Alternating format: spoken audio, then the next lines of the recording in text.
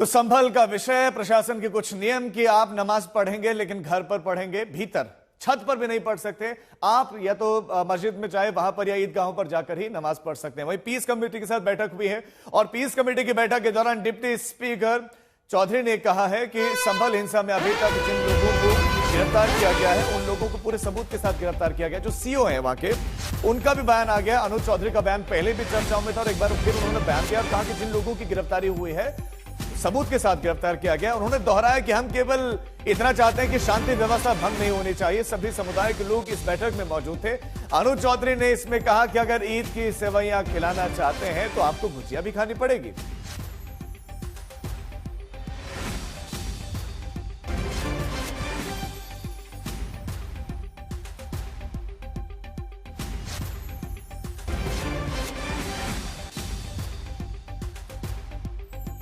आप सब विश्वास के साथ रहें भाई, ऐसा कोई किसी के साथ कुछ वो नहीं होगा, पर हर आदमी को अपना अपना अधिकार है।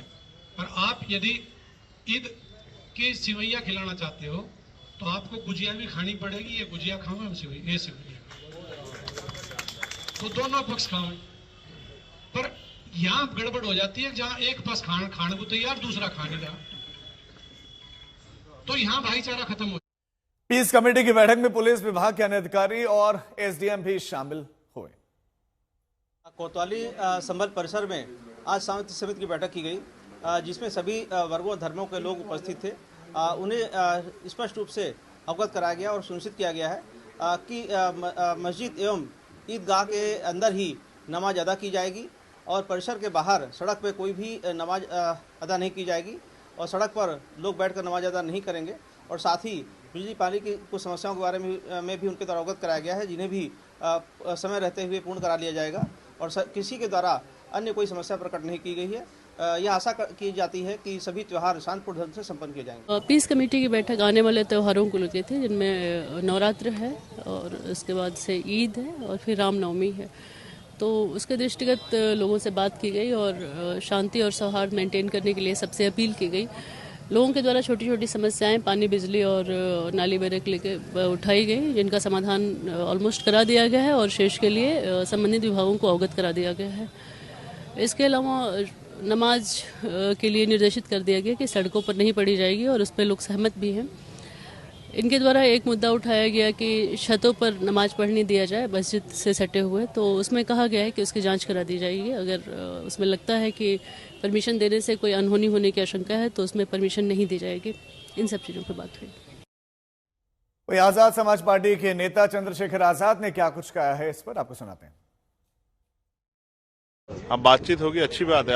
आप कल्पना कीजिए कि ऐसे समय में जहां इस तरह का माहौल हो, वहां उनके उदार हृदय की हम लोग को सम्मान करना चाहिए कि वो सिचुएशन को ध्यान में रखते हुए अपने आयोजन, अपने त्यौहार को भी सब चीज़ों को समझते। चाहे होली पे उन्होंने अपने नमाज के समय को पीछे किया, चाहे ये जो है अब उन्होंने जो है चीज़ों को संभालते हुए और प्रशासन की बात को स्वीकार किया, उस पर सहमति दी हो। मैं उनका धन्यवाद देता हूँ कि वो लोकतंत्र, संविधान और अमन चैन बनाने में अपना योगदान दे रहे हैं। वहाँ के मुस्लिम भाइयों का बहुत बहुत धन्यवाद।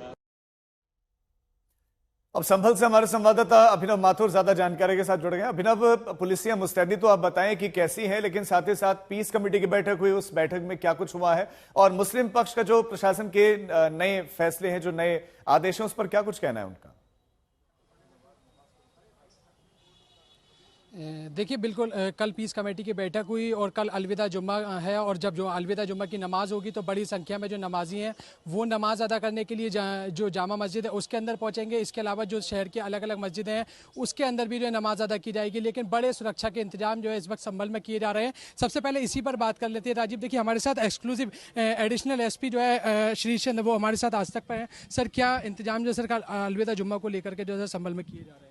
अलविदा जुम्मा में पर्याप्त फोर्स लगाई गई है और सेक्टर जोनल व्यवस्था लागू है। परंपरागत रूप से जहां नमाज अदा की जाती रही है वहां नमाज अदा की जाएगी और कहीं भी उपद्रव नहीं होगा। सकुशल नमाज उत्पन्न कराई जाएगी। सर, कितना पुलिस फोर्स जो है सर संभल में लगाया जा रहा है? कौन कौन सा सर पुलिस फोर्स जो है सर कल अलविदा जुम्मा के दौरान जो है सर संभल में रहेगा, क्योंकि ईद भी है? सर, पर्याप्त संख्या में फोर्स रहेगी और कहीं भी अव्यवस्था नहीं रहेगी और रोड पर पुलिस पूरी तरह सतर्क है और साथ ही यह सुनिश्चित किया जा रहा है कि रोड पर कहीं भी नमाज अदा न हो, चूँकि इससे दुर्घटना घटित हो सकती है। दुर्घटना से बचने के लिए यह सुनिश्चित किया जा रहा है कि रोड और छतों पर नमाज अदा न हो, क्योंकि छतों पर यह संभव है कि भारी संख्या में भीड़ इकट्ठा होने से दुर्घटना घटित हो सकती है। दुर्घटनाओं से बचने के लिए ही यह निर्देश दिया गया है कि परंपरागत रूप से जिन परिसरों में मस्जिद में और ईदगाह में अंदर जो नमाज अदा की जाती है वहीं अदा की जाएगी और सकुशल शांतिपूर्ण तरीके से नमाज संपन्न कराई जाएगी। ये एडिशनल एसपी श्रीचंद जी हमारे साथ थे। देखिए राजीव, उन्होंने बिल्कुल साफ कर दिया है कि परंपरागत तरीके से जो अभी तक नमाज होती आई है उसी तरह से जो है नमाज इस बार भी जो है संपन्न जो है संभल में कराई जाएगी। ईद को लेकर के जो है बड़ी तैयारियां जो है इस वक्त जो संभल में चल रही हैं। अलविदा जुम्मा को लेकर के बड़ी तैयारियां हैं और देखिए सामने देखिए पुलिस फोर्स को जो है यहाँ ब्रीफ करने के लिए जो है कॉल किया गया है और देखिए कितनी संख्या में जो आपको पुलिसकर्मी है देखिए यहाँ पर इनको ब्रीफिंग के लिए यहाँ संभल कोतवाली में यहाँ जो है लाया गया है और देखिए जो पूरा पुलिस फोर्स है, रिजर्व पुलिस फोर्स, उसको यहाँ पर रखा गया है स्टैंड बाय में ये पूरा पुलिस फोर्स। और देखा जा सकता है देखिए लगभग 2 कंपनी जो है ये पूरा पुलिस फोर्स जो पीएससी के जवान है वो इस वक्त संभल कोतवाली में है। तो ऐसे में ये वो तस्वीरें हैं जो कि अलविदा जुम्मा को लेकर के और ईद की नमाज को लेकर के जो तैयारियां संभल में इस वक्त जो चल रही हैं उसको लेकर के जो की जा रही हैं और यही वो तैयारियां हैं जिसको जो संभल में जो है शांतिपूर्ण माहौल के लिए पुलिस पूरी तन्मयता के साथ जो लगी हुई है।